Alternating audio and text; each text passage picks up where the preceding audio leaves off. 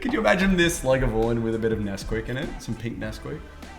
A pre-chewed candy cane. Alright. You're on camera. No, I Respect yourself. No, it's such a radical tasting note. It's such a turbulent whiskey.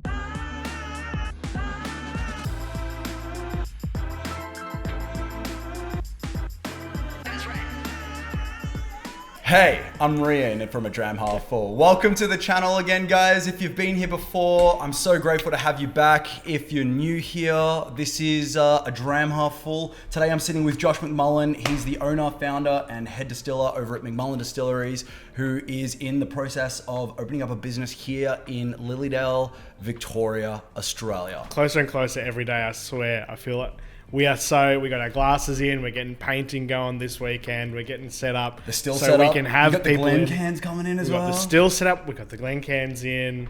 We are so close to serving whiskey, which is just, yeah. We're getting close. We'll chuck some photos up or something. Dude, it's fantastic. But we're getting there. It is absolutely fantastic to see the progression of this whole operation coming together. We've been friends for an incredibly long time, and that's kind of the importance of why we're sitting here with an incredible array of Lagavulin whiskey, because this is one of the first, actually it is the first whiskey we ever tried. This was right? it. Yeah. I mean, besides like Jack Daniels when you're first drinking. I think the first whiskey drink I had was, I'm going to get judged, but it was Wild Turkey Honey. I was about to say no judgment, no judgment here. It was Wild Turkey Honey. Yeah, okay. But I remember I've got a photo of me in my singlet drinking it out of the bottle like I'm tough as shit. Yeah. You know what? It's really a honey. Can we get a copy of that to pop up? Because if you do that, I'll also share a photo that I have of me with Jack Daniels. I had a leather jacket on, my emo fringe, and a cigarette in my hand. Looks so And then bad. we grew up, and then this is the progression, the next step, the progression of that. It is right? the next step for us. Yeah. And if you're stuck at honey, wild turkey, nothing wrong with that. It's better than not having whiskey, but we're going to talk about some exciting stuff. We're going to teach you how to progress from that initial point to something a little bit more complicated, a little bit more. In saying that, deep. I mean, we're talking about Lagavulin Distillery today, which is not necessarily what you'd think of as like a first step going from I like mixing whiskey to I like whiskey. Yeah, no. But I hear of a surprising amount of people it was one of their first steps into the industry. These beautiful smoky whiskeys are their steps into whiskey. You know what's funny about that? And this is true for us. And like you said, I've heard of this as an anecdote on multiple podcasts and YouTube channels where a lot of people start for whatever reason by having the opportunity to try an Islay peated smoky whiskey. But then they get disgusted by it, they get pushed away from it, and they eventually circle back once they've started to get used to the industry. It is the Scottish equivalent of Vegemite. Yeah, right? 100%. Right? 100%. Once you get it, definitely, it's good. No, 100%. Yeah. And you know what? Without further ado, we should actually pour ourselves a dram. Inaugural cork pop. I said that right this time. You did. Hey. Oh, God, it's good. I love it. To start us off, we are drinking the Lagavulin 16. It's the flagship model, the flagship expression from this distillery. And it is, well, you know what? Before we even get into this specific expression, we need to paint a picture about where in the world this is, because it directly affects what we're drinking. But it is really hard to segue to talking about them. Yes. When I'm smelling this. I know. All right, cheers. Hang on. Damn.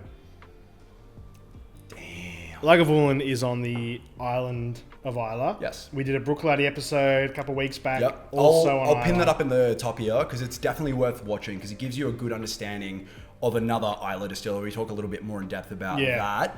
But we're probably going to talk about a few Islay distilleries in the coming months too. We're fanboys. Yeah. Lagavulin has... It's interesting. So Islay is this little island off the side of the west coast Scotland. Islay. I said Islay. And it is chock full. I think it's 9 or 12 distilleries or something. 𝙍𝙖𝙪𝙧 opened recently. I think they're in Islay. But they're all really good distilleries, all 12 of them. But Lagavulin, just to me, on Islay, has this grandfather kind of distinctive. It's got a sense of like personality. Yeah, no, you're actually spot on. It's got this sense of like presence and like age about it. Yeah, and I think when you try the spirit itself, it has a lot of that majesty and that dignity in the spirit. Like it feels quite elegant, quite sophisticated, but in also like a real rough and raw sort of way. So what we're smelling here today, the core release. Yeah. So 16. It's the core release of and believe it or not, it's I was going to say it's their first expression. It's not their first expression. They have recently made the 8-year-old a part of their core line. That's very cool. Yeah. But the 16 is a very abnormal number to, kind of have as a staple in the range. A lot of distilleries will start a lot younger at like a 12, even a 10 as part of the core range. So having this at a 16 is like, that was their first whiskey for a long time, the start of that whole range. But yeah, the Lagavulin 16, it's an incredible expression. They've got a great balance of sherry casks and bourbon barrels. So they're part of 𝙬𝙧𝙧. So I would actually imagine that they might have some of the 𝙬𝙧𝙧 bourbon barrels from brought in. Yeah, you're probably right. Interesting. There's straight away, and I'm really keen to go through this lineup today. There's a note that I'm trying to put words to. I'm feeling like it's like a non-savory orange, like a savory orange and like toast or some kind of like toasty grains. Yeah, I get the toasty grains for sure. It's like you've actually almost just burnt the bread a little bit. Yeah, like a multi-grain rye that's been just a little bit too long in the toaster, and it's starting to kind of like get a little bit of that caramelization happening to the seeds. Yeah, caramelization is a great note. Yeah. But very early, it's not heavy sweet. Definitely not. We should talk about the peat. I mean, there is that peaty, smoky flavor there, but the longer you leave whiskey in a barrel, typically the less prominent the peat becomes. Yeah. So this being a 16-year-old, the peat's it's very mature. So just quickly, a quick little breakdown of what peat is if you're not familiar with it. It's essentially this decomposing plant matter and organic matter that's fallen into peat bogs and into these like swamps. And because of the water content, it creates an anaerobic environment which slows down the degradation, the degrading rate of the plant matter. And so because of that process, it has a lot more carbon in that matter, and over years and centuries, it compiles and compounds and turns into this muddy brick. And for centuries on the island of Islay, and actually throughout Scotland, because of limited, fuel sources to light your fires and stuff like that, especially on Islay because of the barren landscape that it is, they'd be using these bricks to actually dry them out and use them as fuel sources for their home cooking stoves, for all different things. And a big part of the process of creating whiskey is you need to get a lot of the sugars out of the grain, out of the barley, and so they start to germinate the seed, the grain, and then just before it opens up too much, they halt it drastically by heating it or drying it. And when you use peat to do that process, you're actually like stopping it at a certain point. So you get the right amount of sugars, the right amount of yeasts and stuff like that. It's like the difference between cooking a chicken in an oven versus over coals. Yeah. People buy charcoal chicken for a reason. Smoked tastes good. Damn straight, 100%. So a big part of the Islay in general, but a big part of the Islay kind of profile is these rich, smoky, delicious and complex phenolic whiskies. Yeah. Now, that's not to say it's not, obviously. And Lagavulin uses, I was told when we visited, only peat from Islay, which is just another one of those it's one of those little facts well done. Know. Yeah. Very cool. I love it because it's not really the most economical place to grow a crop like that. I mean, you have to take a fair. There's probably an airstrip somewhere. What I'm referring to is like it's it's exposed to the elements in such a high degree. Like there's a lot of wind, a lot of rain. It's all grassland pretty much like across the whole. But then also, if you've got a passion for I want to have a whiskey and taste the part of the world that's from, it's another one of those ticks of the peat that they're using is locally grown. It is the ground that the founder of Lagavulin was walking on 200 years ago. Yeah, so you're actually getting like the water from their spring. You're getting the grain from their field, and then it's all coming together. It is in Islay. Yeah, there's something cool about that sense of terroir. So so we were saying before, Jack Daniel's Wild Turkey Honey. We were, what were we, 19 or something at the time? Probably. And we're going to talk about Parks and Recreation a little bit throughout this episode, but I was a big Parks and Rec fan, big Nick Offerman fan, Ron Swanson fan, and Ron Swanson loves Lagavulin 16. So I remember thinking, well, we have to go get a bottle. It was another friend, another Josh. We went out and bought a bottle of Lagavulin 16 together and hated it. I didn't realize, to be honest, I didn't realize that Ron Swanson and Parks and Rec was the catalyst for you buying that initial bottle. 100% it was. Oh, yeah. For whatever reason, you just thought the design was cool or something like that, and you just gravitated to it. I thought Ron Swanson's the man. Yeah, okay. And just the way he just, and this is something that we like to do with that we're doing or planning to do with our marketing for our whiskey is like, you want to have whiskey with food sometimes, and he would sit down, Ron Swanson, with like his bib on and at a steak restaurant, and there's like there's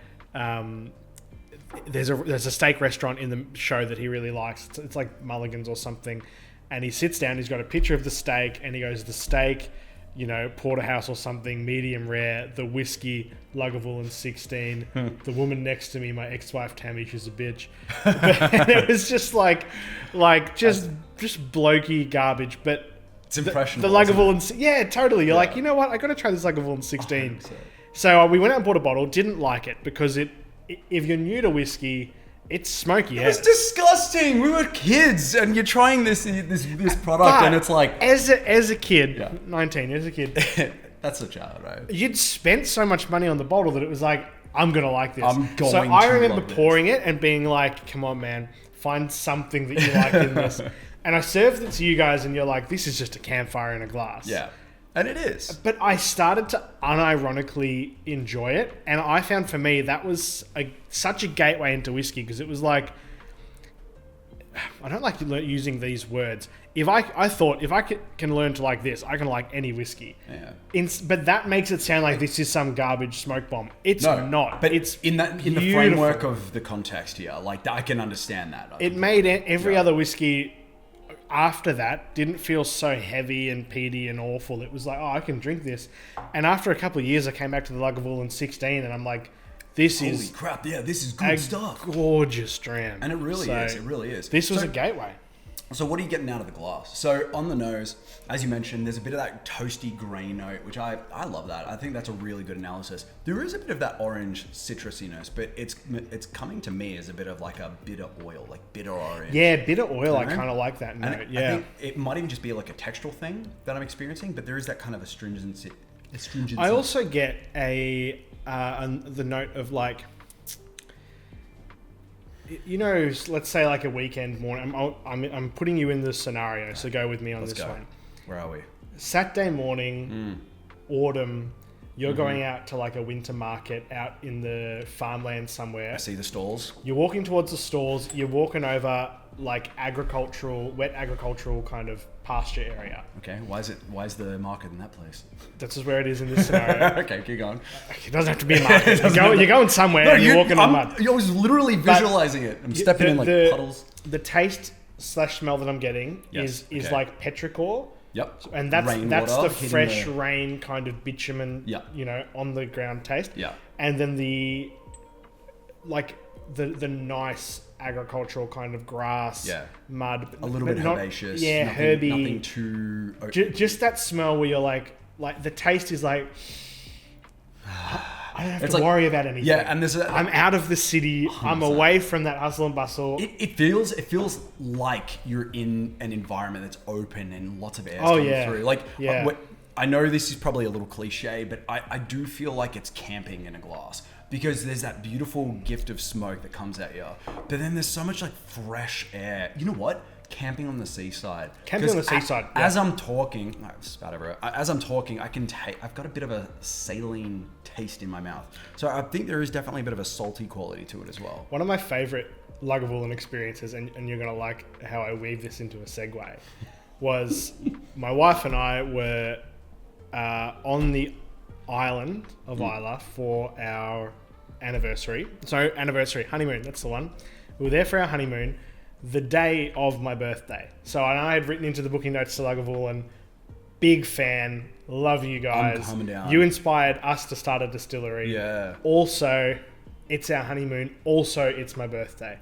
And the girl, when we walked in, she's like, "Are you the Josh? That's garbage. Like, you're just trying to get gifts out of us." Yeah, I said, no. This is all true. Swear to God.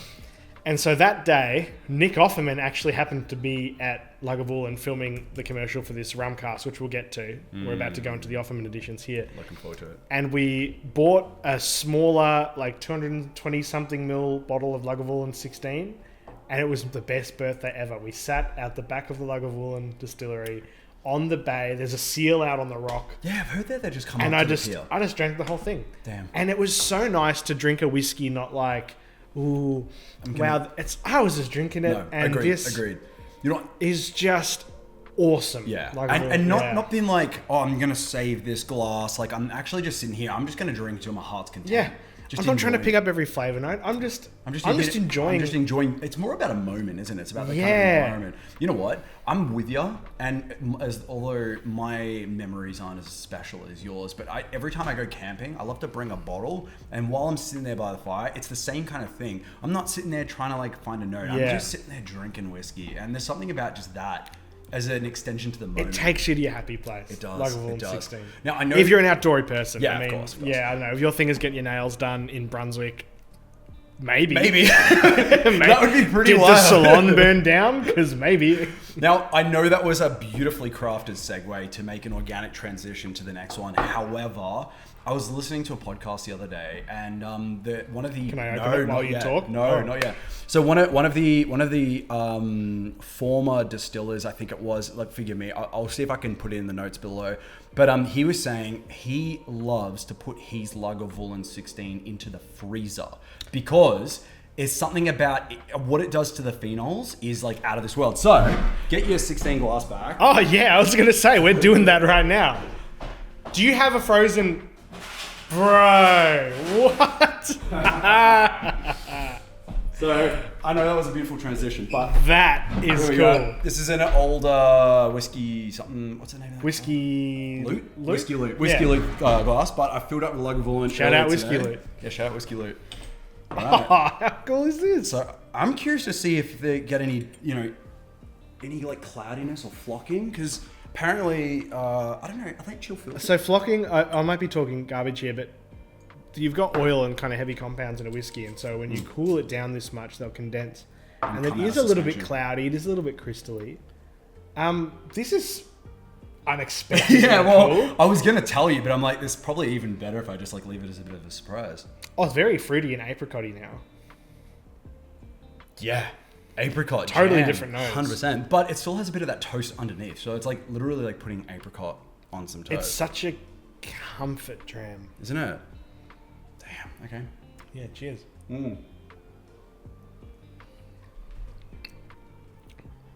That's wild. That is not what I expected.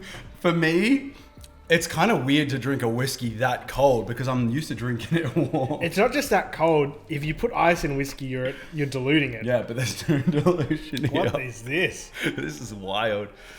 I was almost too in shock by the texture of it. So the texture changes quite drastically. It's definitely thicker. Yeah, it feels syrupy. Your face is purely disgusted. I don't know if I like what's in the glass. You look so pissed off. This is good. I'm very excited that we did this. This is a weird experiment. You know how, if you're getting older in life, they'll like vitamize your dinner to help you eat it. It is the same whiskey. Feels a little bit like that, doesn't it? Yeah, I don't know if this is my favorite way to take it in. No, but you know what? It's not everyone's allowed Vitamized burger is a burger. Frozen Lagavulin is still Lagavulin. Yeah, I don't know about that. There are definitely worse whiskeys you could freeze, but also just don't. Would you wouldn't recommend it to anyone, would you? Maybe in like a really hot scenario. I kind of dislike how it's actually growing on me a little bit. Yeah? Even as I'm as you're trashing it. talking. You know what? what's the name of the festival in Islay? It's called 𝙬𝙖𝙤𝙪𝙧 or something. 𝙬𝙖𝙪𝙧, yeah. Fesh, so apparently, Feshiel. whatever it is, forgive our pronunciation here, but apparently at the Lagavulin distillery during that period, or at their booth or whatever, I'm not sure how it runs, I've never been, but they do a cocktail called the smoky 𝙬𝙬𝙪𝙧. And they use cherry coke and Lagavulin 16 as it's like super simple. But are you getting that? I don't have that. I don't have that, unfortunately. But I was just thinking, if you were to chill a whiskey down to that level, like, 'cause that's bloody cold, yeah, and then you put it in with your mixer, if you're so inclined, that'd probably be the way to do it. I've heard smoky 𝙬𝙬𝙧 is a big thing. Yeah. Smoky 𝙬𝙬𝙧. Smoky Why is there a second Y there? I don't know. Smoky 𝙬𝙬𝙧. All right. That really pulled the fruit flavors back in and just let this kind of charcoal smoke flavor come forward. But I'm not a fan of the texture. I just felt like the viscosity of it was quite unpleasant. Yeah. I do like a full-bodied whiskey, but I think that was a little bit too much for me. But it was worth the experiment. Oh, that was actually a little bit disappointing. Jinxie, I'm just going to give that 3 out of 10 corks. Nice one. So what are we drinking now? This is the second of the 4... I was reading that like an old man. The second of the 4 Offerman editions. So we need to hunt down... We have the second, third, fourth Offerman editions here. There's 4 of them in total. We don't have the first one here. Sorry. Yeah. We would love to. So what was the first one? Just out of curiosity. I think it was just a partnership. I don't know if it had any special... Yeah, it was just 11 years. Do you want to Google it while I pour? Sure. So this is Lagavulin whiskey, 11-year-old Lagavulin whiskey done in Guinness beer casks. As I understand, or as I recall, the thinking behind Guinness beer casks was that Nick Offerman and his dad both have a love, Nick for Lagavulin whiskey and Mr. Offerman, I suppose, for Guinness. So they put this Lagavulin whiskey into Guinness casks to finish it. It didn't spend 11 years in Guinness casks. 8 months in... 8 months in Guinness casks. So 11 years in oak of... I believe it was just bourbon. And yeah, that sounds about right. Yeah. Yep. So here we go. In saying that, if it was just bourbon, I would love a version of this done in the Guinness casks that had some sherry influence in it. Because I think sherry and then like creamy, heavy... Oh, yeah, no, I completely goes agree. well together. Here we go. Lagavulin... so the Lagavulin 11-year-old Offerman edition, number 1. $500. $500. That's ridiculous. I'm starting to have second thoughts about opening these tonight. It's too late. They're on camera. Offerman Edition pledged to release a special edition of the Lagavulin Islay single... Yeah. Limited edition whiskey carries a signature Lagavulin peatiness, but extra spices. Excuse me. Sorry, I'm getting ahead of myself. Yeah, hold up. Matured in refill and rejuvenated casks, the whiskey doesn't hang about, hitting you with a full-on tingle and a split. What has it actually got in it though? Like, what are the barrels? Oh, marketing jibber jabber. Peated single malt Scotch whiskey. I think it was probably just a special release. Collaboration or whatever they call it. The Guinness cask adds a whole other thing to it. Whoa. I get Allen's lollies. Oh, yeah. Actually, do you get that? Yeah, specifically like an Allen's lolly though, because it has that kind of, you know how they come out a little bit dusty and dry sometimes, and you're smelling it, and it's not like a sweet, heavy lolly. Completely agree. There's a dustiness Red to it. Snake came to mind. No, same. I was on the spectrum of the red Allen's lollies. Red Allen's lollies. That's wild. There's a bit of cream. There's like a little bit of that, like... There is like a champagne-y fizz in your nose too. You know, an effervescent kind of... Yeah. That is wildly different on the nose. Dude, I'm going to give you bacon too. Yeah? Yeah, like a bacon and eggs on the fry pan, kind of just sizzling. Yeah, definitely. Kind of meaty and oily. Yeah, there's also like this like lingering kind of like blockage in there, and I don't really know how to describe it other than there's like a blind spot on the nose where it's not projecting in this one spot. I don't know if the nose isn't like the tongue where like it's covered in, you know, buds, and if you drop a bit of whiskey on this side, you'll feel it on that side. The nose takes everything and takes it to the brain, right? The nose also has a steep drop off on its finish, which I've not really commented on a nose before about, but like you get creamy, kind of fatty, kind of juicy bacon smoke. Lollies. And then it kind of goes. Just it doesn't present anything more after that. No, that's what I mean. It's like a cliff face or something where there's like this dark spot where nothing's happening. There's a little citrus note in there still that we got in this first one. What I like about doing the 5 or 6 whiskeys back to back is you start to figure out what the DNA of the whiskey is. I'm getting citrus again. Citrus. So I think, well, we'll find out soon enough. But and toasted grains are there as well. Toasted grains. I got a bit of a maritime saltiness, and then. Oh no! Come here. Did you spill? A little bit. That's all right. It is what it is. For our fallen brothers. Pour one out.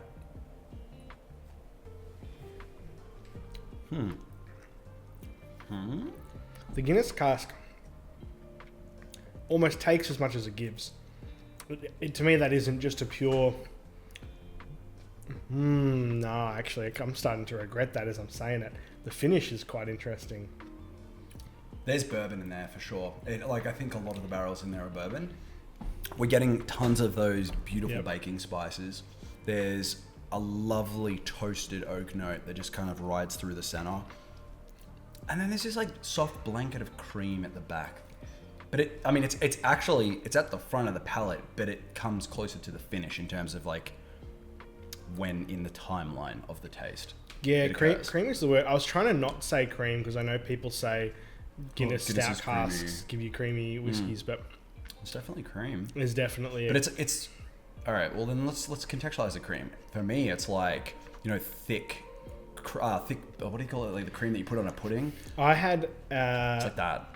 If you're in eastern suburbs of, if you're anywhere in Victoria, actually, go out to Hillsville. There's a bar called Kavanagh's Whisky and Ale House. Highly recommend. Highly recommend. Highly recommend. They have a 4-seater restaurant out the back, which is called Emerald City, which we've been to. When you're saying cream, it's just reminded me, the chef there, Joel, makes this jasmine rice infused cream as part of a dessert. And that cream wasn't heavy, sweet, fat forward. It was like a really gentle kind of savory cream that was super restrained. And that's what I'm talking about, bro. Like that rice pudding. It's almost rice pudding. It's a little bit sweet, but it's like gluten and kind of bread sweet. It's not sugar sweet. No. It definitely, you're actually spot on. It is definitely sitting more towards the savory spectrum, side of the spectrum. Dude, what a cool little like placement for that. Shout out, I don't know if Joel watches this, but Joel, great best work. Dessert of my life. Dude, best dinner of my life. Best dinner of my life. Oh my gosh. Those little entrees, the little fig balls. To Emerald City. To Emerald City. Cheers. Cheers, guys. Beautiful dram. Something I like about this is just a tangential topic while we talk about and drink this whiskey. Lagavulin, whiskey is like historically very, spirits in general, historically very brutally taxed.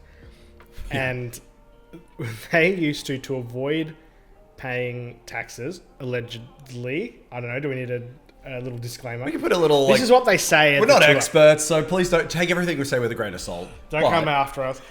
Apparently what they used to do to avoid paying some of the excise tax, 𝙬𝙬𝙧, that's like alcohol tax, is they would, when the excise man, the tax man, took the boat to Islay, to come and collect it. They would pack down the stills at the distillery, put all the pieces of the still into coffins, and then get the locals to come out and do a false burial.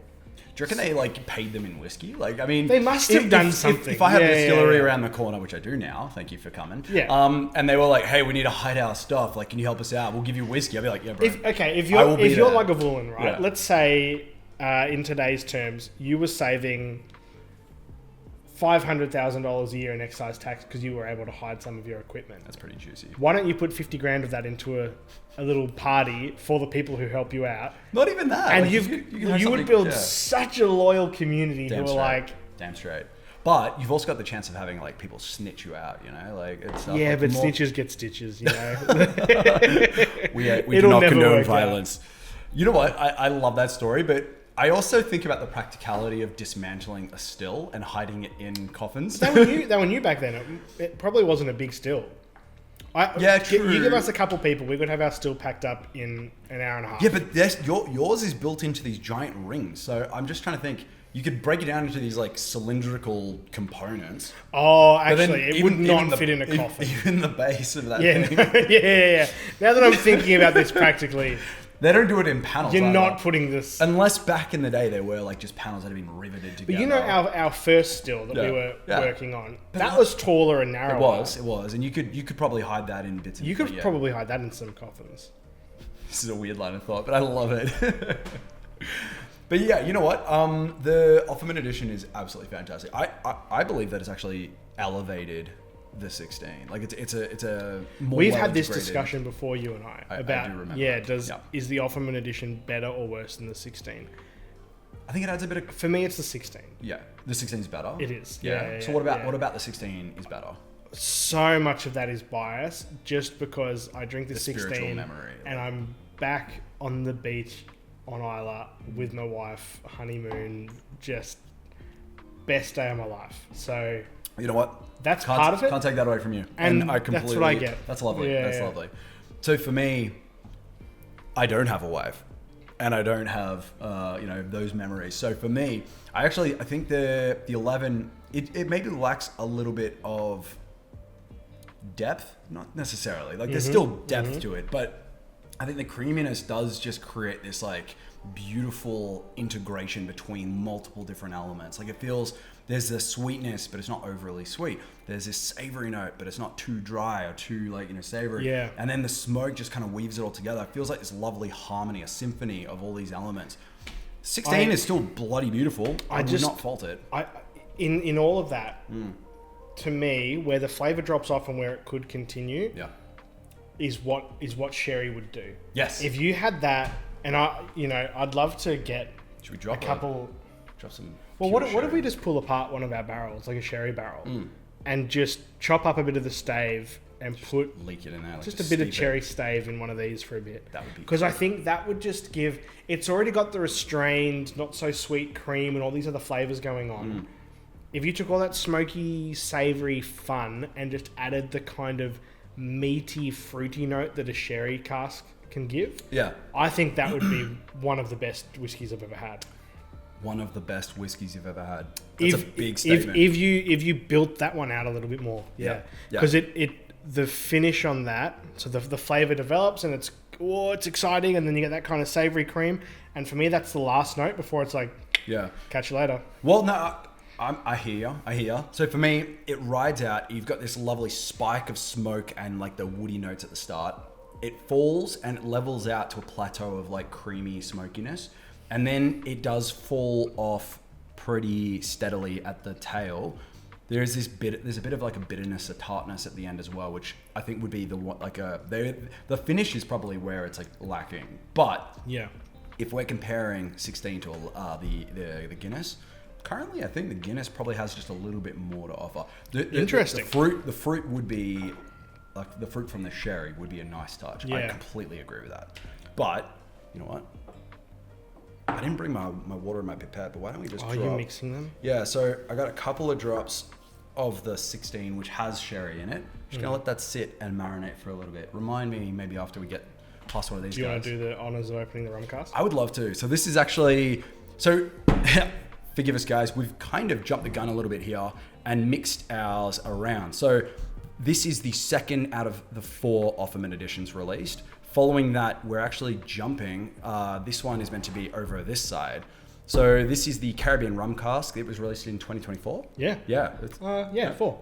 Oh my God, time. Time's weird. So when you crack it. Yep, you talk. While we were on Islay, it was just the greatest thing. We had done our big tour at Lagavulin Distillery, and it was just awesome. And we're on the way out, and my wife says to one of the staff at Lagavulin, "Oh, my husband really likes your whiskey. He's been collecting these Offerman editions." And I said, that's totally true. I've been kind of collecting them and saving them up. And the staff member goes, "Nick Offerman is here tomorrow to film a commercial for the next release." Beautiful. That's better.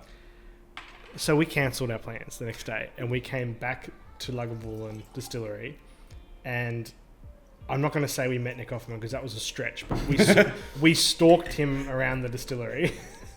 with my small bottle of... You got some fantastic photos of him in the distance, surrounded by super security in the guards. distance. And I was like, guys, can we get in the background of a shot or something? But we were sitting at the back and we were looking at this seal that the staff were talking about laying on this rock. And a bloke came past with this bottle in his hand, and I saw the blue top. And we weren't allowed to know that it was a Caribbean rum cask, but I saw him walk past, and I was like, I reckon this is a rum cask release. So I totally wasn't listening to the second. Dude, weird as. I'm getting like burnt paper notes, like paper that has like ink all over it. So imagine like a big piece of paper that's got like, you know, a whole page worth of print all over it. Imagine that like fully up in smoke. And there's this like weird peachiness through there as well. That's whack. There's a channel that I've started watching on YouTube called The Outdoor Boys. Okay. It's this dad occasionally goes with his kids. He goes out camping. Point being, he always carries with him a little bag of flour and yeast that he adds some water, sugar and salt. So he can make some bread. Adds some water to it. He makes a little damper. Yeah. And he carries with him a little jar of honey and butter.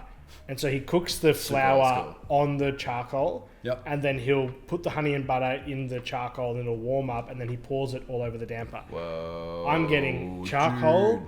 I'm getting toasted bread. Yes. I'm getting honey and I'm getting butter. Yeah. But the bread isn't cooked yet either. Like it's on its way. Chewy. It's on its way. It's like proper campfire. Dude, you're pulling out some great, like, you know, hypothetical tasting note memory. You gotta go to this scene. Yeah, well, I'm feeling it, man. You're doing well.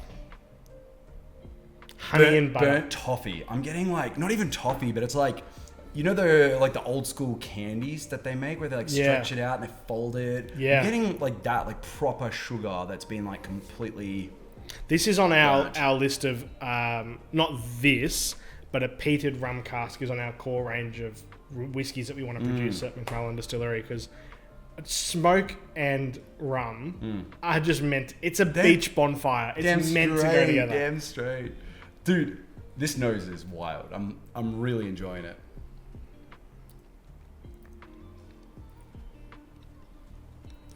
Straight away, the finish to me is longer than this by a wide margin. Kind of like if you put a pineapple in a fire and burnt the crap out of the pineapple and then ate it afterwards. Like that kind of reduced that and is like chewy fruit. So sweet. Also woody as well though. Like there's a tannic quality to that where I feel like the moisture is being sucked out of my tongue from the front of the palate. You're right. The duration is much better than its predecessor. A slightly unripe banana. Okay. Yeah. If you have another sip, it's on the early palate, it's not on the late palate. But like a young banana, it's not that real deep, heavy fruit. It's like a creamy... The charcoal is really present in that. Super present. That bitter orange note has come forward again. It's more lemon now, I think. More lemon? Yeah, I'm getting like a lemon for sure. Sherbety? There's a bit of sherbet or something? That's wild. It's like combination of flavors that are happening. Burnt butter, yeah, definitely. There's sweetness, savouriness. There's even a bit of like an umami sort of like dryness about it as well. Like a bit of umami is a great note for that. It's weird. Exactly though, that. Right? Yeah. But then I wouldn't say spicy, but there's definitely a spice profile to it as well. This is like hitting every different area of the bloody palate. Yeah. This is wild. Yeah. This is an interesting dram, man. The guys in Belgrove Distillery down in Tasmania, when we were there, they spoke about they have a direct flame heated still. I think they're upgrading that at some point eventually, but they have a direct flame heated still, and they talk about how they like that gives a Maillard reaction as well. Yeah. And I get a little bit of that burnt sugary. When you said umami, that kind of toasted sugar, but close to burning but not burnt. Yeah, it's like just before it starts to cross over to like charcoal. But you're also still getting the charcoal in there as well. Dude, there are layers on layers on layers on that. And it's lasting like well. So what was this? 46% ABV? Yeah, these are all 46. These three Offermans. Yeah, there you go. I mean, that's pretty wild, dude. So what do you know what the tie-in was? Because obviously this whole relationship with Nick Offerman started just because of his general love for it. And then, of course, his time on Parks and Rec kind of was a natural progression. They ended up started doing some episodes at the distillery. No, there was a really I don't know how obvious it was publicly, but a strong core theme with all of the Offerman edition releases, which was that they made a lot of money. I mean, I don't know. I reckon they went rum. I reckon they went rum cast because they're like, we're onto something. Yeah, definitely. What else can we do?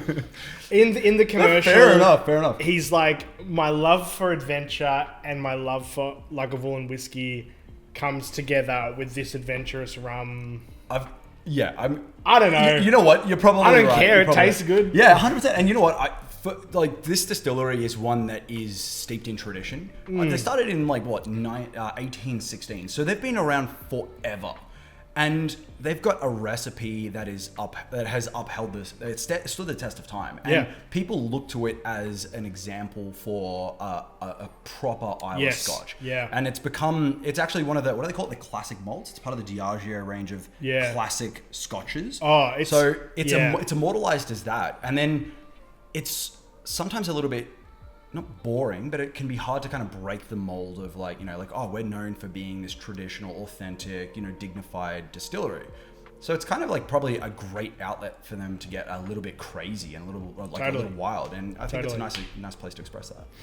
I agree with all of that. We've got an image that we can show. We actually modelled our line arm of our still, so the top, the angle, where this is what Lagavulin does. Make that happen. Replicate that, because that is the whiskey that made me go. Because you're getting whiskey is special. No, 100%. I respect it. And also, I feel like the product that you're trying to produce here is a very similar way. You're wanting to pick up all of those heavy molecules. You want to get a lot of that full-bodied flavour. You're going to be running slow distillations. Is that part of your... Yeah, the guys at Brooklady, Alan Logan, one of the owners there, we had a catch up with, and he said that once they're doing the distillation run, so you do two, traditionally, 2 runs on your still, Irish do 3.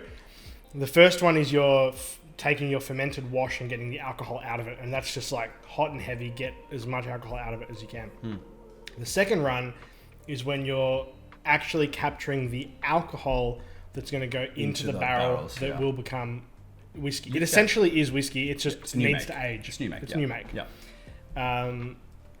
He spoke about, think about it like if you're boiling a kettle. When the kettle hits boiling and you can hold the button down a little bit longer and the kettle starts to shake and it gets really violent. Yeah. If you wanted to produce a ton of alcohol in a day, you would turn the still all the way up. 100 and just let it go crazy. The heat is so intense inside the still that you're throwing all kinds of molecules and bits and pieces up. Makes sense. So at Brooklady, what they talk about is they turn the heat down so that it takes a bit longer, but you're only getting the really refined, heavy, beautiful alcohol coming out. You're not agitating the water enough and getting anything for all the other compounds. It's not like an open party where any molecule can come in. Yeah, it's actually limited to getting some of those. And I think Lagavulin do a similar thing. They do a slow distillation. They do a longer ferment, which means you get less grain. So and I do get 72 hour ferment was what they told us. Yeah. So you're getting a little bit more fruit in it, which was maybe where the orange is coming from. A little less grain, because this to me is less grainy than a Brooklady. Sorry, I was going to say less grainy than these. No, I think no. The distillate will be the same all the way through. Yeah. And they have this steep line arm, and the idea is that you want to reduce reflux. Reflux is you're getting the alcohol. So once it eventually breaks out of the liquid that it's in and it starts to float up as steam, you can design stills differently to try and push the alcohol back down. And the idea is that the more often that it tries to push up through the still, the more often it's touching copper, and the copper helps strip some of the sulfur and other compounds out of it. Yeah. So if you wanted a really clean spirit, you have bulbs all around it, and maybe you have windows and you have plates through the still, and you're trying to make the alcohol work really hard to get out. Yeah. What Lagavulin does is they have a downward facing arm, so you're going slow distillation. You're trying to get the really good heavy alcohol to come out. Yeah. But as soon as it's out, it's got a free escape. I'm not trying to make it work any harder. Yeah, it's all right. Straight to bed, boys. I want all of the flavour that comes with that alcohol. So as soon as it hits the top of the line arm, boom, it's straight down. in. Whereas I think Laphroaig's aims up. And so Laphroaig they still forces it to work a little bit harder. Yeah. And Laphroaig's, it's no better. It's just different. Yeah, no, 100%. And this is the beautiful thing. Like, you can have the same recipe as your next door neighbor, but the shape of your still is going to determine a lot of like what we're actually the shape, the temperature that you're distilling it, the environment, the wood you're putting it in, the kind of wood that you put it in, the yeast, you know, the fermentation time, did how you high have you're wheat running bix or it. Vegemite? Yeah, literally. Yeah, man. Like, everything plays a role in the finalized product that you're pulling out of the still. Heck, this is a good dram. I'm loving it. Yeah, this is it's so good that you can't say a cuss word in front of it. Heck. You can say that. It's heck. No, this is a hecking good dram. I love it. Fuck yeah. Cover your ears. Oh, it's gorgeous. Yeah, no, it's actually really, really cool. You know the other taste I just got then? What's up? You blow out a candle. You know how you get that really kind of nice... Even matchsticks, man. Yeah. Like, there's a bit of that like... little... What is it? Like burnt salt? magnesium? Yeah, whatever like, it is. There's a minerality, there's a saltiness, there's and like a that bitterness. rich smoke. Yeah. Dude, that's potent. I love Lagavulin. That's actually freaking unique. So, all right. So we've identified that this grainy note seems to be a reoccurring toasty, character. not grainy. Toasty. Sorry, you are correct. Oh, there's a bit of grain there. A little bit grainy, but it's... Yeah. So we're getting a toasted note. We're getting a citrus note, which has predominantly been orange, but in my mind, this is coming into a bit more of a lemon sort of realm. But that might be to do with the rum flavors influencing it. Smoke. Salt. Oh, yeah. I feel like, come on. Yep. Yeah, but it's an Islay peat. It is. It's a different kind of peat. Salt. I'm definitely getting a bit of that maritime note. Yeah, it's a restrained sweetness. It's not... Yeah. And that is a common note through here. It's a gentle... like very balanced sweetness. Yes, salty. And that's cool. That's cool. That's So we've had the Guinness cask, we've had the rum cask. We're now going on to the charred oak barrel. Would you like to do the honors? Sure. Come on, let's do it. Lagavulin has just some more fun facts about this beautiful distillery. I love these little interval facts with Joe. They have, and I'm hoping that this fact is still true right now as I say it. You're putting more work on me, man. I've got to do all the fact checking. No, don't fact check this. Who cares? They have used the same mill to mill all of their grains since they opened. Which makes me wonder whether the mill was ever put in a coffin.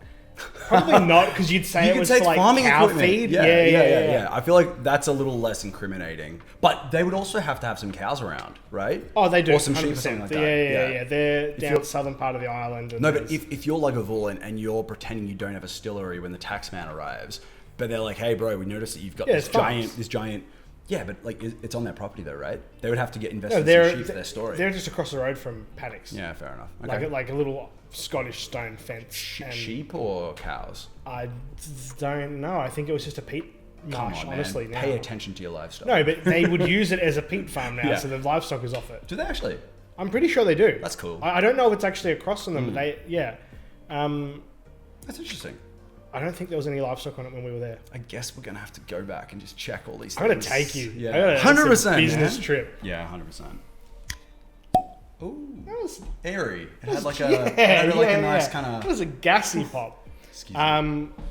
I need to get my own glass out, don't I? Yes, you do. I'm not gonna do that for you. So charred oak casks. Ryan, tell us that really interesting fact that you had about this cask that you were telling me just before. Thank you for that, Josh. I definitely had a fact about that.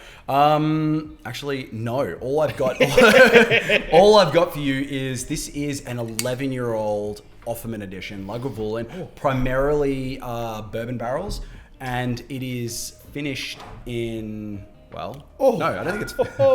Okay. Get your nose in that, right. son. Thank you for the escape. Son, I don't say son. Son.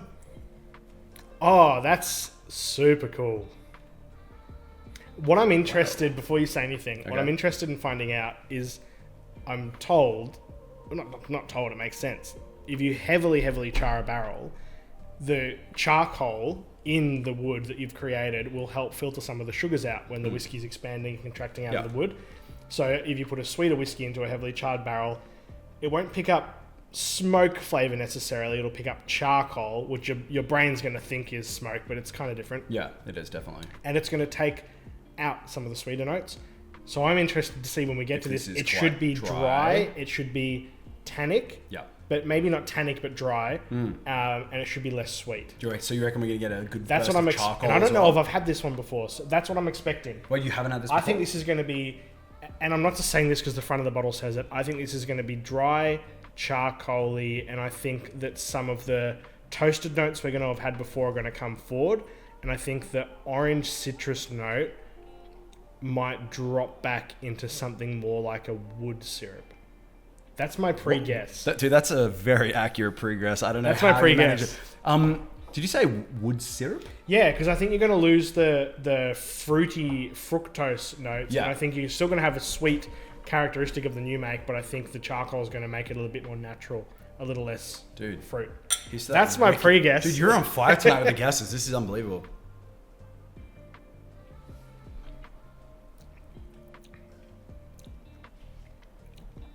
Dry. Whoa. Interesting. Wow. Yeah, definitely dry. Definitely tannic. Definitely very, very savory. I mean, on the nose, I was actually getting this marshmallow note, and I think I'm actually getting it in the palate as well. Kind of at the forefront, there's this lovely kind of like soft, chewy, slightly not too sweet. Not too sweet. Yeah. No. It's interesting. There is a bit of a marshmallow. But if you were to drop a marshmallow by the campfire and it lands in a bunch of like charcoal and sticks and ash and soot and stuff, you pick it up and continue eating it. That's what I'm imagining with that. There's a little more citrus there than I thought, but the citrus has lost its brightness. It's very... Yeah, I'm getting like dank warehouse. I'm getting stone slabs. I'm getting stone slabs is I don't know. Like I'm getting you ever lick a stone slab? This is that. Well, no, but for me, it's like this dark, gloomy dungeon room, like, you know, old school castle cellar room. You know, like maybe like a little bit of leather or something. Like there's this weird atmosphere about this one. It's black. You know, like that's that's what I'm getting from it. Yeah, this is like it's weird, man. Do you remember the first D&D session we ever played? Where it was like this little dank, dark dungeon with a little dragon, young dragon at the end. And man, 100%. That smell is that. Sets it up 100%, yeah. It's a D&D dungeon.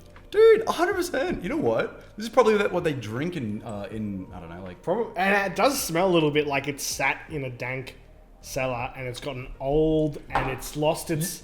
Bro, all right, we're pulling out our nerd for the moment. This is the drink the 𝙬𝙧 give Merry and Pippin when they're on their bags. Oh, yeah? Okay, but put it in a sherry cask. Because I feel like it still had a little bit of fruitiness to it, right? Yeah. Definitely. Yeah, that's definitely. that. Yeah, this will give you strength. Dude, let's hope so.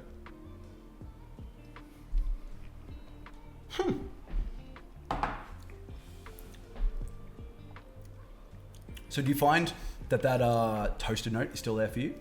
You getting toasty? Yeah. But it's definitely more of a background player in this now. Oh, right? it's stepping backwards. Yeah, I almost wonder if this is too charcoaly. But I kind of like it. I do like it's it. It's a unique piece. You know what I mean? Like it's one that you can sit there and analyze. It's definitely pulled out the kind of fruitier notes for sure. And maybe this is a Lagavulin thing now, but I don't know if we have a sherry cask Lagavulin in front of us today. No, sherry's down that end. Sherry's down that end. This might actually be. I have this feeling that it's. This is really making me want to buy like a sherry barrel finished Lagavulin whiskey. I think last year an Oloroso or a sherry would be. Last year they did I think it was last year, they did a distillery. You know how they do the distillers edition? Mm-hmm. They did the distillers edition with PX, and I was like, yo, that was wicked. Yeah, nice. We won't jump the gun. I was about to read out the label, but yeah, this is lovely. This is my least favorite of the 4 so far that we've had. I got so excited about this one because it was so different. Because like there was this natural progression. It started like you know what's cool? These guys really mix it up. I'm super excited to try these to see how they relate to the core line, because I feel like this might be, and this is a projection at the moment, I'm not sure how these are going to go just yet. I suspect this is kind of like the core DNA. If you're listening to this online, Ryan's pointing to the Lagavulin 16, the Distillery edition, and then our cask strength release. Yes. Which is kind of the core spirit at different levels of strength. Yep. Compared to the 3 Offerman editions that we have in front of us, which are all a spin on the normal Lagavulin spirit. They've got rum, they've got charred oak, they've got Guinness. Yeah. But so what I'm saying is, I reckon these are probably the original batch that you were talking to just then, kind of are a great example of the core DNA, and the Offerman editions have that in there. But I think it's a great opportunity for the distillers to get really wild and really creative with their finishes. You know, I wonder if there was a thought process that, at Lagavulin Distillery when they were making these. I saw the camera. I want to line these up nice and pretty. Good on you. When they were making these, of like, our core range is quite smoky, quite savoury, quite toasty. People love it. But if we put Nick Offerman on a label, it's going to sell. And if we're going to put Nick Offerman on a label, do you want to sell a more accessible version of Lagavulin to try and get people into Lagavulin whiskey? And I think that's what the finishers do. Your Guinness, everyone in Scotland is going to, and Ireland's going to buy a Guinness cask one. The rum ones are going to get people excited. The charred oak is maybe more for the whiskey nerds, but it's exciting. So to extend on that, the Guinness, I believe, came to being because Offerman's dad, because his dad likes Guinness, loves Guinness, and exactly. so that was a natural partnership collaboration. And plus, Guinness is also owned by Diageo, so it had barrels aplenty. But but the same mindset can still be applied, because I think it is a very accessible expression from the lineup. And I think all of these offer something novel to fans who might be not sick of the standard expressions from Lagavulin, but it does offer something new and bespoke that they haven't really done before. Like they've never played with rum, to my understanding. They probably have, but yeah, maybe. Like, I mean, it does. To me, it does get you interested in the whiskey, definitely. And nothing has touched the 16 yet for me. But in saying that, that's like, you're looking at 5 different Ferraris and going, my favorite is that, like, they're all 100%. You know what, dude? Like we've done a lot of these episodes. Well, we've done 3, right? But like we've done a few of these episodes, and it's fantastic. This is such a fun way to see a distillery. Oh yeah. And I want to keep doing this and exploring this. But I would love to sit down and then start looking at. Let's have a look at smoky whiskies, and not compare distillery. Compare peat. Compare the different styles, the different expressions, different distilleries, what everyone's doing, and then look at another cask expression, like sherry cask. Who's doing what? How are each better than the other? And really talk about different things. Yeah, I'm loving this though, but I'd love to compare the 16 to some of the other classic Islay peated scotches. Yeah. Yeah. That'd be the way to. Sorry. You finish that up. I'm going to pour another one. So this is the distillery exclusive, which means you can only buy this if you go to the distillery. What a great excuse to book a flight, honestly. So we bought this back. We bought this while we were in Scotland. Brexit made things difficult, because you couldn't just load your bags up with whiskey. You could only take. We were flying from Scotland back to Italy. You could only take like 1 litre per person, which is a bottle each, and then like... Did you cross over in the UAE? Did you stop in at Dubai? No, this was... No. Okay. I mean, no, we were just flying Scotland back to Italy, because we hung out in Italy for a little bit longer with some mates, and then we flew home, so... Yeah.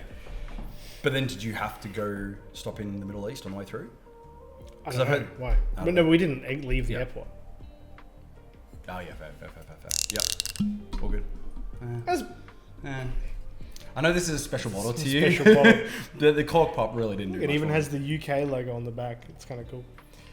So this is the distillery exclusive Lagavulin. Got to fly to Scotland to get it, or bribe me to serve it at the distillery. It's actually, how much are we talking? No, go. That's all right. That would be a difficult bribe, honestly. Yeah, no, fair enough.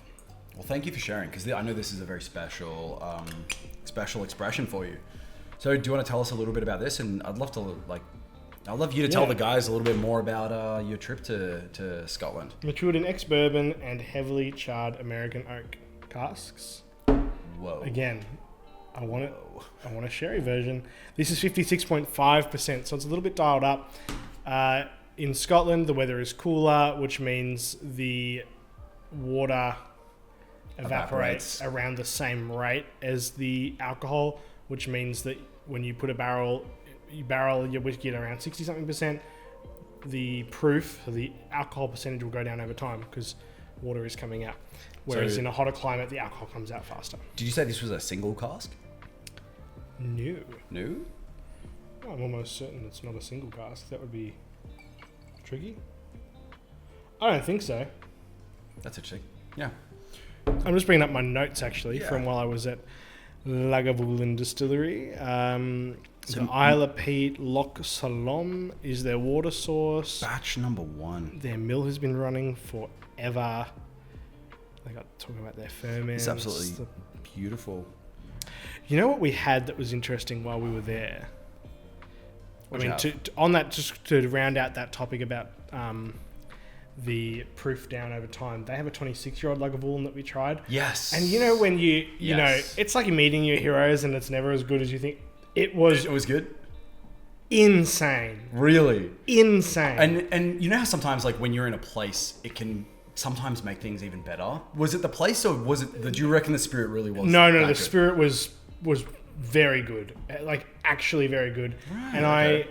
I think there is a real, and I'm reposturing myself as I say it, but the Lagavulin I think has a bit of a chest out kind of pride to the way that they do their work. 26 is a weird number. Why not 25? Well, you got a 16. Why not 30? 16, okay, yeah, matches a 16. Do they have a 36? But I don't know. But I think they probably chose 26 because that was when it was good. And I just remember it was like so maple syrupy and like mahogany and smoke.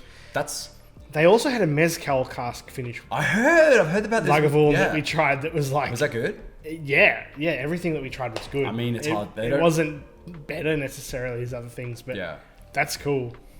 Interesting. So this has changed quite dramatically from everything else we've had so far. So I'm getting a bit of a cherry. There's a little bit of a wood varnish note in there as well. Yep. I'm getting a slight touch of espresso. That fruit characteristic that I thought dropped off after the 16 has now resurfaced. Yeah. It's found its way back to the top. The toasted grain is still there, but the toasted grain is like cheesy. There's a little bit of like a cheese. You know when you melt a cheese on the grill and it kind of sweats a little bit? Yeah. Like sweet cheese. Dude, sweet cheese, 100%. Sweet cheese sounds so weird. It sounds freaky, man. Say. Do you want to have some sweet cheese? I was about to cheers you. Thank you. Some moist cheese. Can we not do that, please? Not in front of these fine people. Sorry, guys. Look, we're just trying to bring you the real tasting notes, and that's wet cheese. You heard it here. Put the whiskey in your mouth and shut up. Wow, dude, that is my favorite so far. Ooh, hang on. Falls off a little bit in the center, comes back up.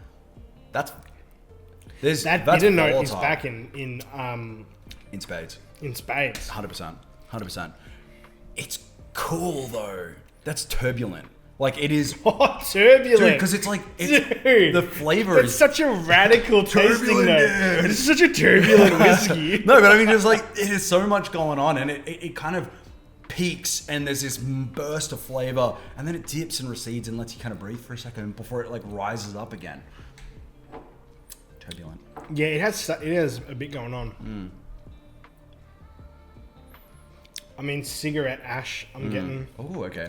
Like tobacco. A little bit. Cigarette ash sounds gross. Cigarette ash does sound bloody disgusting. It sounds like it's literally an ashtray. No, it's tobacco, like cigar. Yep. Cigar tobacco. It's like cherry cola on the nose, actually. Yeah. Cherry. Whoa. It's good, isn't it? Dude, that is... Yeah. That's wicked. That is so good. So good. And I'm not just trying to validate your purchase and your special whiskey. This is actually exceptional. Yeah. It really is. Once you up, it's not an alcohol thing. It's a taste thing. You up the alcohol percentage, there's a bit more grit in the spirit to hold some of those heavier flavors. And like, if you add water I was about to say to your coffee, the coffee is going to taste diluted. It's the same thing with any drink. These ones, and who cares, it's fine. They've added water into it to kind of water it down and make it a bit more palatable. Fair enough, fine. They're amazing. They're delicious. This one hasn't had to my knowledge, water added to it. Actually, when we were there, we were told by the staff that the 16-year-old, the 8-year-old, and there was one other whiskey. 16-year-old, 8-year-old, and I've got it in my notes here. Yeah, the 26 there as well. There was 2 16. The 16-year-old, the 8-year-old, and the Distiller's Edition are the only diluted products. So they were saying this is a bit diluted, but it's much stronger than these ones, and you can tell because the flavour hasn't been as diluted by the local water. Also, if you tuned in to the episode a couple of weeks ago, we complained about using city tap water for your whiskey. They don't do that. I say as I just put house tap into my... 𝙬𝙧𝙪𝙧 is their local water source, and the whiskey just tastes pure and clean, and it reflects the area that it's from. Definitely. And that Distiller's Edition just carries so much. And you know what? Like flavor. Also when you're using like mineral spring water, a lot of the minerality is coming in through into the water profile, and it really does make a drastic effect to the spirit that you're actually consuming. Yeah. It's like when I was younger, I put strawberry Nesquik in a tea for my grandma because I thought it would make it fancy. Putting city... You're a great... Putting city water in your whiskey does not make it fancy. No, definitely not. It's nasty. Don't do it.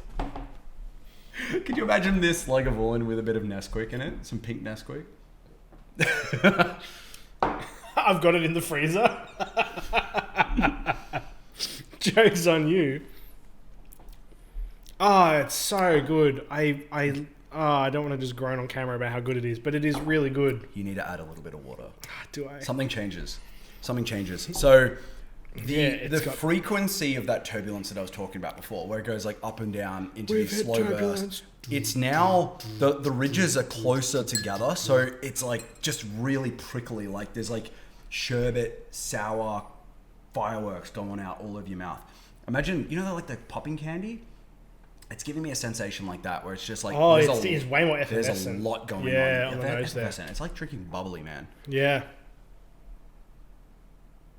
This is very interesting. So that little bit of water has allowed a lot more. Way more bitter. Yeah, but a lot of apricots coming back into the picture, which I think we were getting. Where was that? That was like first dram. You don't like it? No. You've got the disgust face on your Do face. I have a disgust face? You have this very prominent, like, what, this is going to make a great vine reel. Short, whatever you want to call it. I for sure preferred it before. Just because it's some of that more fruity, interesting, fun flavour has been a bit more constricted.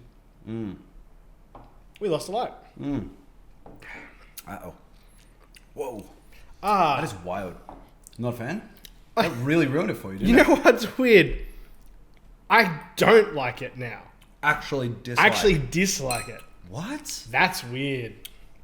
Because of the astringency that's come to the forefront? Like that bitterness? I'm getting a flavour of like a barbecue sauce. Like a cheap, sweet, nasty, salty, sweet. Nasty. Ugh, gross. I'm not getting any of that, but it has definitely changed pretty drastically. I wonder why that is. Obviously, like a lot of those volatile compounds are just like kind of like moving around in there. Man, that is a different whiskey. I don't like it.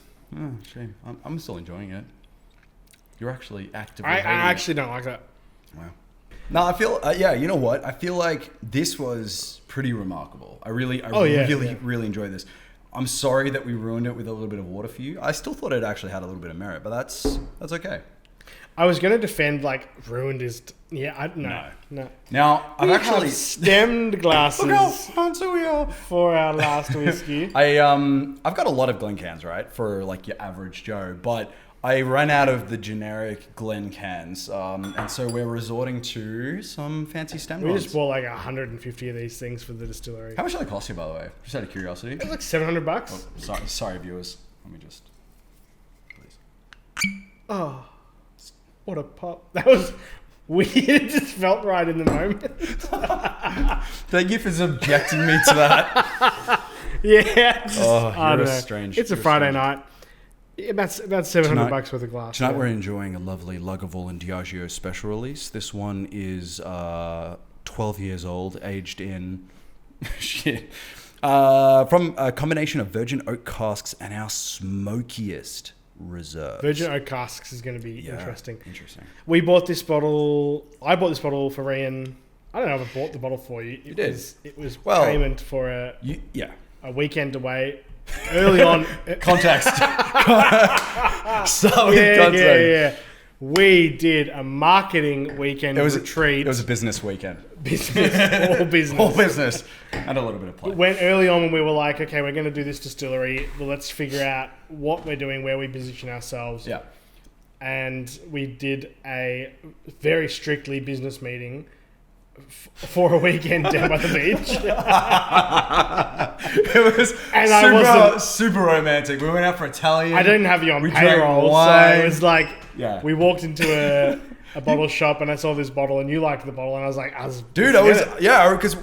so it's good. We were just down the beach doing a little bit of market research and talking about the brand identity, the positioning, target audience, the story and trying to just bring everything together. And I think it was a really fun and creative weekend for the McMullen Distillery. But when we were down there, shout out to Seabreeze Cellars. Thank you. Seabreeze Cellars, Mornington Peninsula. They've got literally some of the best, whiskey expressions and rum, tequila, mezcal, and access to everything. To bottles that a lot of bottle shops don't have, like the Adelphi releases.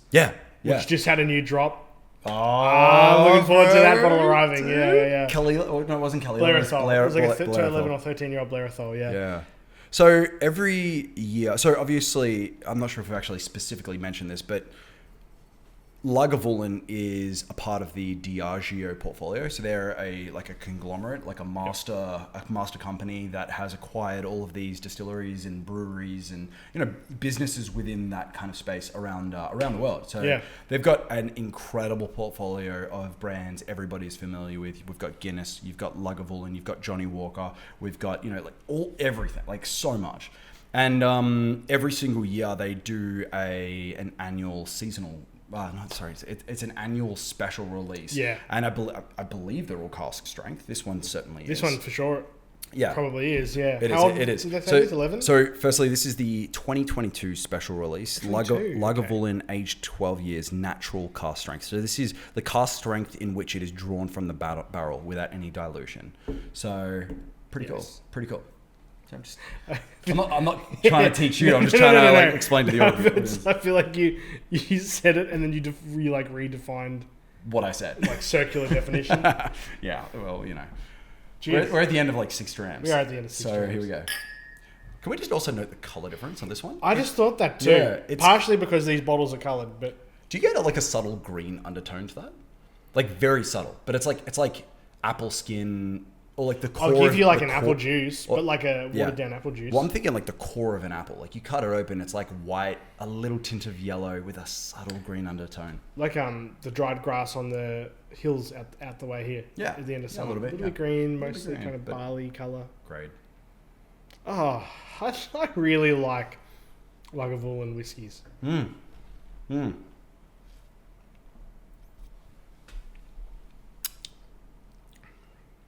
Oh, wow. Whoa. It is so much more aggressive.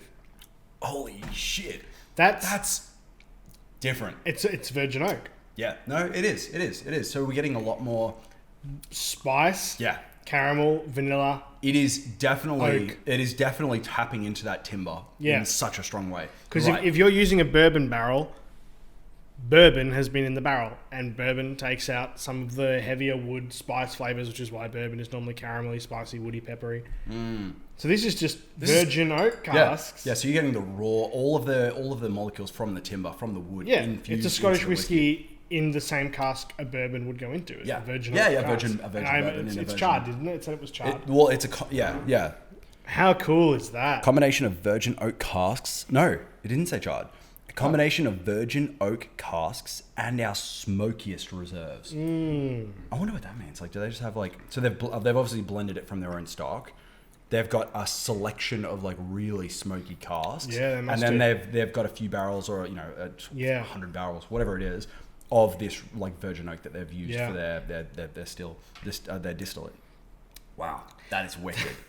This is your refined buddy like Lagavulin 16. Like, you can't say refined and buddy in the same sentence. Okay, They're this not is really... this is like the friend that takes you out to the jazz bar and you sit down and you have like a nice evening and they're really just lovely. And this is like if you gave that same friend like a bump. Because it's all the class of the Lagavulin 16. But it's going a little harder. But with this like frothy mouth feral, mouth. I will fight you kind of feel.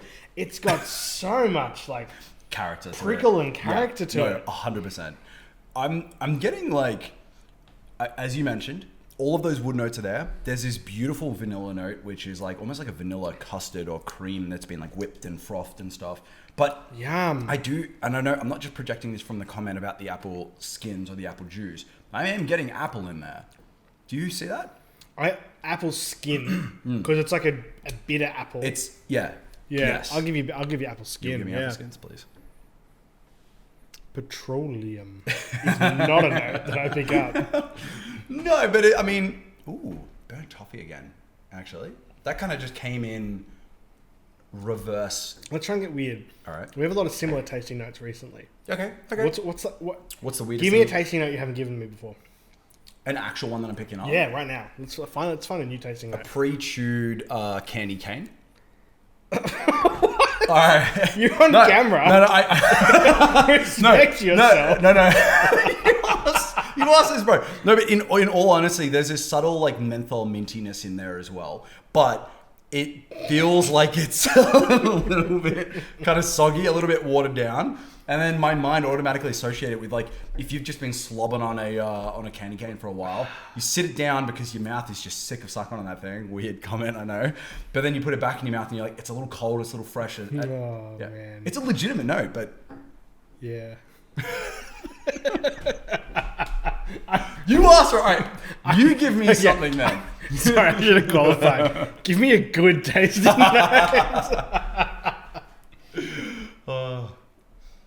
Man, 6 whiskeys deep. It does something. It does something to your palate.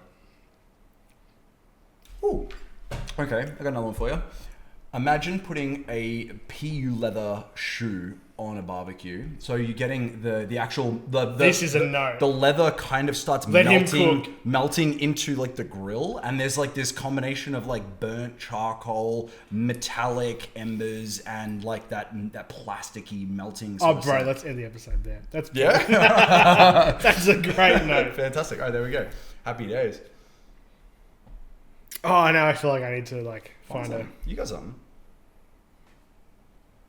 You know, the Allen's lollies are making a bit of a return on this one, actually. Do you get that?